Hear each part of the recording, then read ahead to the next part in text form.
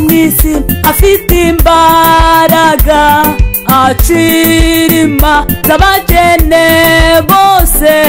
atsindira barengana bose yambura satani funguzo ni muzima Yesu Yesu Yesu ni muzima Yesu Yesu Yesu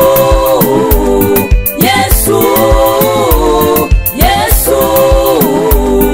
Yesu ni muzima Yesu ni muzima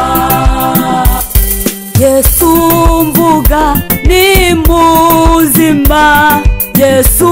mvuga arafasha umufita fite byose ni muze mukorere arahemba Yesu Yesu Yesu Yesu Yesu Yesu ni muzima Yesu